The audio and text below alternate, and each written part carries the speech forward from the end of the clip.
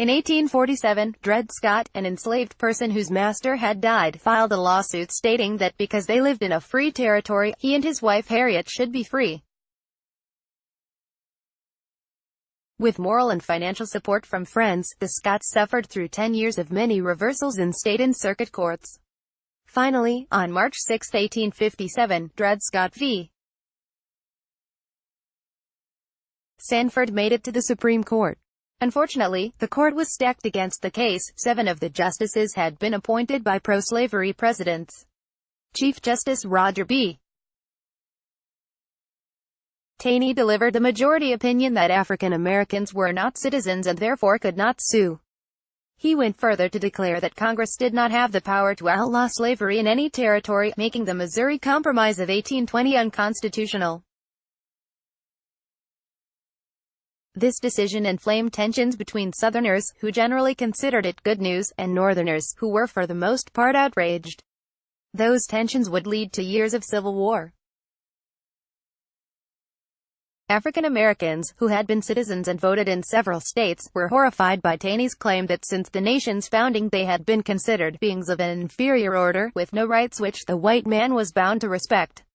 Fugitive slaves in the North started seeking refuge in Canada and even as far away as the Caribbean and Africa. Meanwhile, Dred Scott was released from slavery on May 26, 1857, not long after the court decision. Sadly, he contracted tuberculosis and died in September 1858. He was survived by his wife Harriet and their 2 daughters. In 1789, the 13th and 14th Amendments to the Constitution overturned the Dred Scott decision. To name this day, quotes, "Your national ship is rotten and sinking, why not leave it?" Mary Ann Shadd Cary, a free African-American who led an emigration movement to Canada. "A house divided against itself cannot stand. I believe this government cannot endure, permanently, half slave and half free. I do not expect the Union to be dissolved, I do not expect the house to fall, but I do expect it will cease to be divided. It will become all one thing, or all the other. Either the opponents of slavery will arrest the further spread of it and place it where the public mind shall rest in the belief that it is in the course of ultimate extinction, or its advocates will push it forward till it shall become alike lawful in all the states, old as well as new. North as well as South." Abraham Lincoln at the Illinois Republican Convention in Springfield, Illinois on June 16, 1858, warning that the Dred Scott decision would eventually force the legalization of slavery throughout the United States. Apologizing to the Scotts for the Dred Scott decision is like bringing a band-aid to an amputation.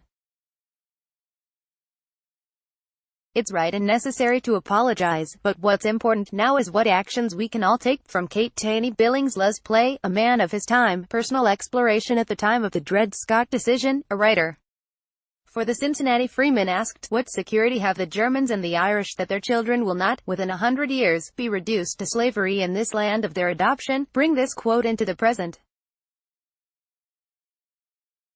How do laws that restrict the freedom and rights of other human beings also endanger you, your loved ones, your ethnic group, and all of us? Spiritual Practice on March 6, 2017, the 160th anniversary of the Dred Scott ruling. Charles Taney, a descendant of Chief Justice Taney, apologized to Scott's great-great-granddaughter at the foot of a statue of Roger Taney that has stood on the Maryland State House grounds in Annapolis since 1872. The Scotts and the Taneys believed that Americans should learn from their history, not bury their history, they have said in a joint statement. Today, think of one action you can take that furthers reconciliation for historical wrongs.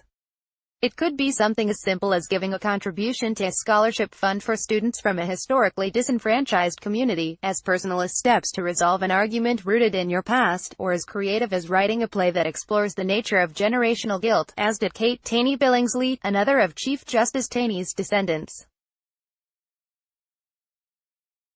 Let's block ads. Why?